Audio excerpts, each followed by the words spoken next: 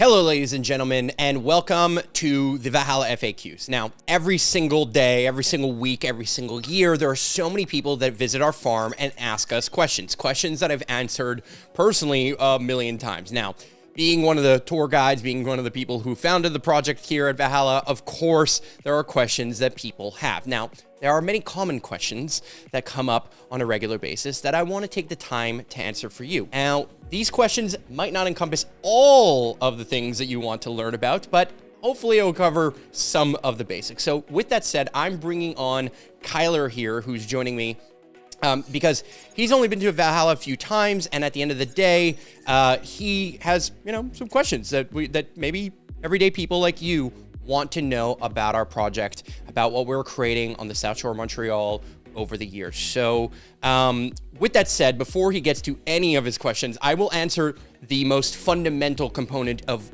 who we are and what we do. At the end of the day, Valhalla and Valhalla movement, which is kind of what we originally started as, which evolved into the Valhalla Co-op Farms, and they're kind of, two sides of the same coin, was created and founded in 2012 when we walked out into the middle of a GMO corn and soya field, planted a tree, and declared that we could build the school we wish we could have gone to physically and digitally, and the community we wish we could have grew up in both physically and digitally. On the physical component, what that looks like is very clear. It's 88-ish acres. I say ish because it's not exactly that. Just on the outside of downtown Montreal, about 20 minutes away from the old port where I'm currently sitting here in our beautiful studio, fantastical studio here where we make content and do all these different things. 88 acres, 20 minutes outside of downtown Montreal on the South Shore, just south of Distrant, kind of close to where the train station is being built and all the different things, all the very close to suburban life. In fact, suburbia borders us. We have, people's backyards border our farm. So it is a farmland designated as farmland that we are transforming from a former GMO corn and soya field laced with pesticides and chemicals that definitely, weren't helping us when we first started.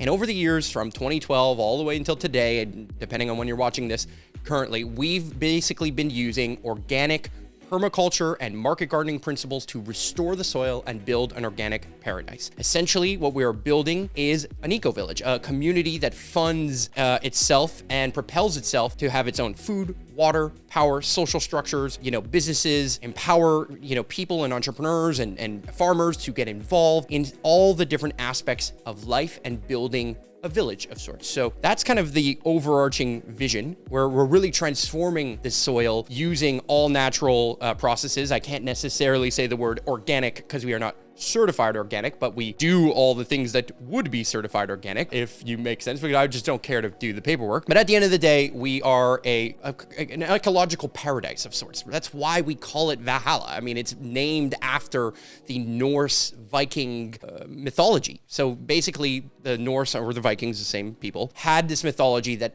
and the honorable men and women would go off to battle and live an honorable life as a Viking, would die, that they would go to the land of Asgard.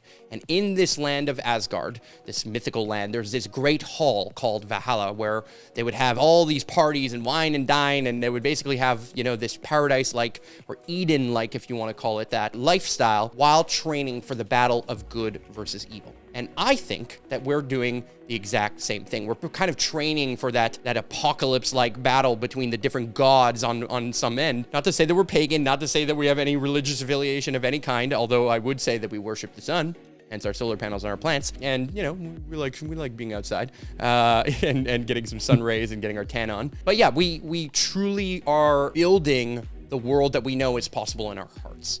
And so I think that gives a quick overview of what that looks like. But Kyler, hit me with a question. Yeah, no, it's awesome hearing the story behind Valhalla. I've had an amazing opportunity to visit your farm, and we had a lot of fun. Everything from getting your hands dirty to, like you said, having celebratory drinks, meeting new people, building the community. What I would want to know is, what type of person, is there any type of person you're looking for to join this community? Is it open to everybody? Is it oh no, you have to be kind of in this kind of, mindset or business oriented? Who is this for, is my question.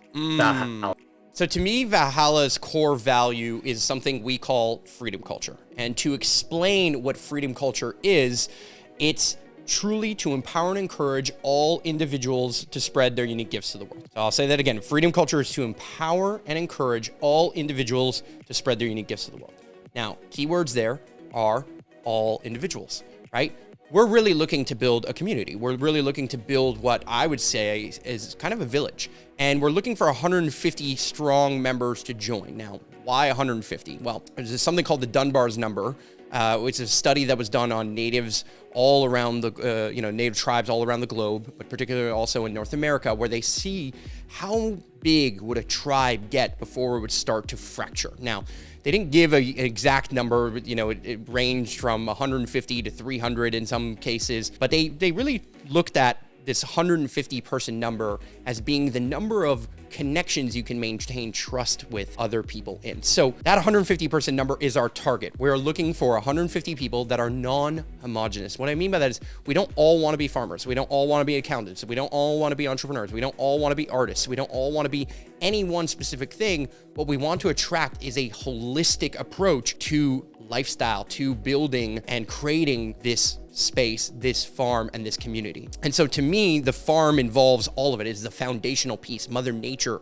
is the foundational piece upon which we all have commonality on. And the scale of Valhalla is so massive that we can grow so many tomatoes, so much garlic, so much food with fruit trees or through market gardening practices that, Jean-Martin Forcier talks about, who's a famous Quebec farmer. We can do all of that, and there's so much abundance that we can create within it, all of it, that we're not necessarily limiting ourselves to different things there. Now, that being said, in the startup phase of Valhalla over, the first few years, we needed obviously lots of more tradespeople, right? People who are good with electricity and good with building and good with planting, good with farming, good with all of the different things that we need to do on a regular basis. And I think that has been true for a long time. But now we're seeing a lot more of the art start to integrate as we have more and more infrastructure for transforming food, cooking food, hosting people, hosting events, hosting planting parties of sorts, and doing all the things that enable us to attract people to come to the farm, attract people through a form of ecotourism and curiosity, but also learn and build kind of a learning center where people can learn about how to plant trees and doing different things. And I think that's the one unique thing about our farm is that most people who come probably actually know nothing about construction or eco-construction and nothing about farming. We're actually attracting what I would consider to be city folk, or like me, I was a suburban, kid, to get into farming. We are actually promoting farming in every way, shape, or form. And I think it's a number like 80% of farmers are over the age of 55 plus here in Quebec. And so the idea of how many people are starting to retire or getting to the end of their farming career and how few people are starting to join in to the farming world is concerning. And so I think that we are a bridge between, let's say, standard normal life, go to college, get a job kind of lifestyle, and maybe the old world of produce your own food, produce your own goods, and live that life. And we don't see ourselves as external to either or. We're not trying to necessarily be 100% off-grid, although we want to be off-grid ready and be able to provide all our own off-grid capacity so that if the grid ever were to go down, that we could do such. And hopefully it doesn't. Right? Hopefully it doesn't go down. But that being said, because, I like the studio, I like the space, I like being able to create content, all that stuff. But that being said, though, we are also very much connected to the grid by bringing in talent, people, internet, so on and so forth. And we do have connections to Hydro-Quebec, so aka power, although we do have our own well, water, and septic tank fields and all that kind of stuff for our own ecosystem. So everything that happens at the farm really stays within the farm. We really process our own compost. We process and receive so much input from arborists and wood chips and all these other things that are coming in at all times. And we're constantly processing that and turning it into better soil, into plants and into food. Wow, that's incredible. And, when I was there, I really did see that hands-on where people were in a true community. We're all trying to build that one thing. And I love what you said about that, is that it wasn't like, you're a typical company where you're the CEO and you tell people what to do. Is that people are coming in with projects and missions of their own and making a part of the farm. And that was really cool. So my next question to you, Mark, is, so now I'm interested, you talked a lot about the lifestyle of the farm, what Valhalla means. So how do I get started? Where do I get started? Is there somewhere, looking at your website, there's a couple different types of memberships. Maybe you can just walk us through, I'm interested. Now what? Yeah. What should I do? Understood. Put it this way. I think it's the starting point is simple. First, you got to visit. So in our case right now, we have open visitation on every Friday and Saturday all day. Now, all day to you might look like 6 a.m. and for others, it looks like 11 a.m. What I would normally say from like 9 to 9 roughly during the summer, we're there. There's people there at all times. Sometimes there's more people. Sometimes there's less. In the mornings, there's sometimes less people. In the afternoons, it tends to be more. When it's sunny, it's more people. When there's rainy, it's not. But every single Friday and Saturday, there are people. Now, technically, there are people there working all the time. There are people who are literally tending to the soil and farming and participating each and every single day. And I tend to go there on other days of the week as well, but we try and be more communally focused and more, open doors or porte ouverte in that case. Now, we invite you to visit. We also speak French and English, by the way. I speak more English, but I grew up here in Québec, alors je parle aussi français comme un bon Québécois, mettons. Et en même temps, and at the same time, we see people integrating in the community into the membership as an application process and an invite process first. So I can get into the specifics of membership. Basically, there's a monthly fee and all these different things. I don't think that's, maybe that's a video for another time. There are other videos on this channel, and you can find other videos on this website if you're interested in something like that. But it starts with an application process so that we understand who you are, why you want to join, what you're interested in, what projects you might want to see come to life, what intentions you might have, and whether or not you're a fit. And how we determine who joins is through just a community, the general sense of how people kind of interact with you and we engage with you on a regular basis. So, it's not like we don't really accept memberships or somebody just walks in one time, tells us their intention once, and then all of a sudden they're joining. We really focus on building a strong knit community who are dedicated to building the projects that they want to see through. Now, does that mean you have to do it on a day-to-day basis? You have to show up every single Friday or Saturday or anything like that? No, it depends what kind of project and what kind of tasks you want to, have, what kind of involvement you want to have. But obviously, we're excited for building with people who are more dedicated or having more involvement than others. Now, beyond that, the way Valhalla is structured is that we are kind of producer members. So rather than it being just one big conglomerate farm, and then we all are workers and we all get paid a traditional salary, we actually use membership as a kind of an even way of everyone contributing. And at the exact same time, that enables people to kind of build their own business, be their own entrepreneur, be their own farmer, and essentially yield from their own crop and from their own work. So if you do a better job and you put more work in and you want to grow a ton of garlic, for example, and you want to sell that garlic and you do really great at that, great. You benefit from that. And you benefit from that in a different way than somebody who might have showed up and been lazy. So essentially, you aren't tied to all of the different structures, but you're tied more so to your own results and your own merits. And that's kind of the way society should be, or at least that's the way I think it should be in many ways. That being said, we do provide services, support, marketing, website, sales support, and all those different things. And the agreements on that are on a case-by-case basis, although we do have standardized ways of doing those agreements. So we celebrate entrepreneurship.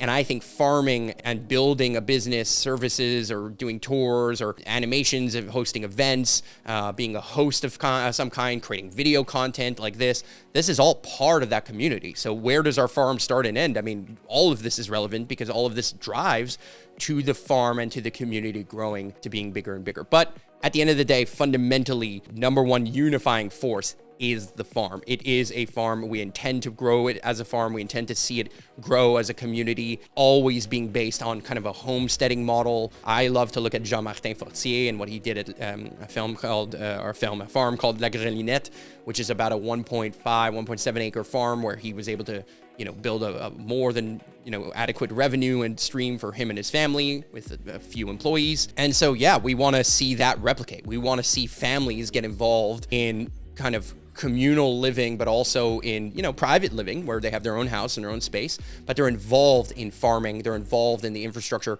maybe at different degrees. Like maybe one of the persons, one of the people in the household is involved in the farm by doing the accounting, which is involved in the farm business. And the other person is involved in growing the tomatoes, and they're participating in the farm business in different ways. I love that, Mark. And what's kind of the future plans for Valhalla? Obviously, with this cold months coming in, I'm expecting that it might be closed or might be slowing down a bit. But as you're ramping up and as we're entering 2022, is there any type of goals that you have for the farm, for the community that you might want to share?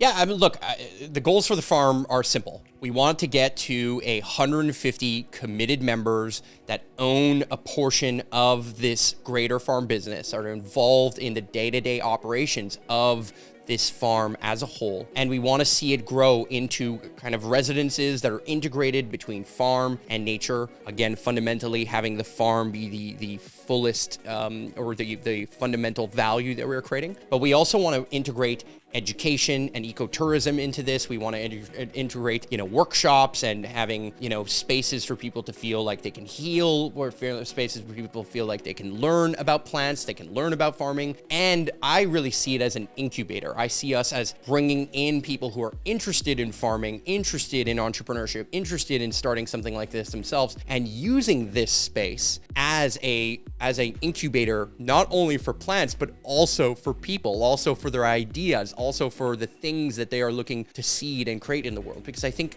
at the end of the day, we are complex humans with complexities that we want to bring forward.